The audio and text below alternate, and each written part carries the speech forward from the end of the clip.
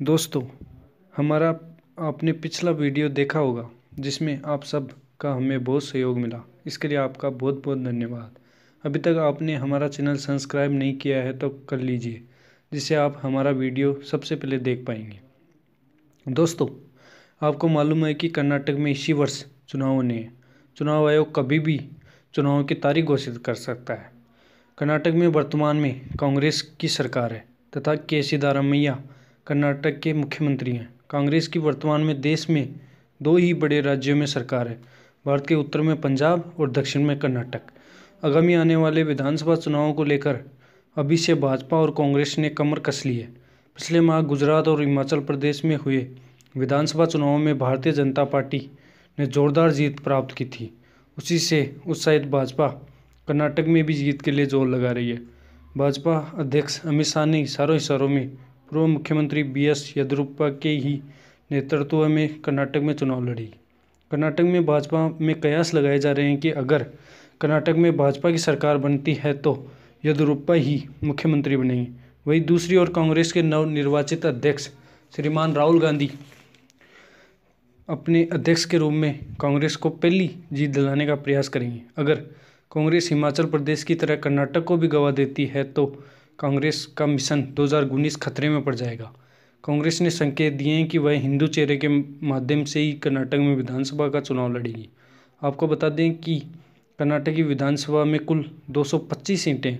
2013 में हुए विधानसभा चुनाव में कांग्रेस को 123 सीटों पर बम्पर जीत मिली थी तथा भाजपा को सिर्फ 44 सीटों से ही संतोष करना पड़ा और जनता दल सेकुलर को 39 सीटें मिली थी। इस बार के विधानसभा चुनाव में कांग्रेस के लिए भारतीय जनता पार्टी और जनता दल दोनों ही मुश्किल खड़ी कर सकती हैं। कांग्रेस के लिए भारतीय जनता पार्टी का विजय रथ को रोकने की चुनौती होगी। वही दोनों ही पार्टियों ने वीडियो वार के माध्यम से एक दूसरे पर निशाना साधने का कोई मौका नहीं छोड़ रहे हैं। इस चुनाव में कांग्रेस जहां अपने द्वारा पिछले 5 साल में किए गए विकास कार्यों से चुनाव लड़ेगी, वही भाजपा कर्नाटक में सत्ता परिवर्तन का भरपूर प्रयास कर रही है। भाजपा स्टार प्रचारक के रूप में प्रधानमंत्री श्री नरेंद्र मोदी को चुनावी मैदान में उतारेगी। यह संकेत मिल रहे हैं कि दोनों ही पार्टियां हिंदूवादी विचारधारा पर ही चुनाव लड़ेगी, जिसके कारण मुकाबला और भी रोचक हो गया है। कर्नाटक की चुनावी पृष्ठभूमि को देखें तो इस बार के विधानसभा चुनाव में त्रिकोणीय संघर्ष देखने को मिल सकता है। इस बार गठबंधन भी बहुत महत्वपूर्ण भूमिका निभा सकता है। अगर भारतीय जनता पार्टी और जनता दल के बीच गठबंधन होता है तो वे कांग्रेस के सामने बड़ी चुनौती पेश कर सकते हैं। इस बार के विधानसभा चुनाव में दोनों ही पार्टियों के लिए करो या मरो की जंग है। यह बताना मुश्किल हो रहा है कि कर्नाटक में किसकी सरकार बनेगी।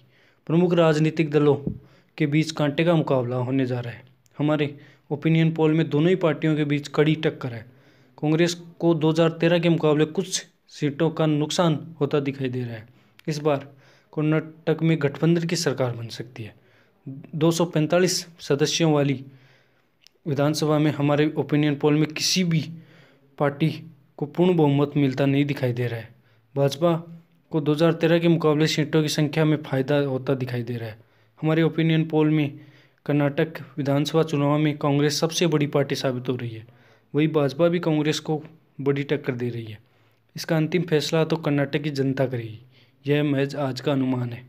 दोस्तों, अगर आपको यह वीडियो पसंद आया है तो प्लीज़ लाइक और सब्सक्राइब करना नहीं भूलें। हम आपको आगे भी ऐसे ही राजनीति के घमासानों के बारे में बताएंगे।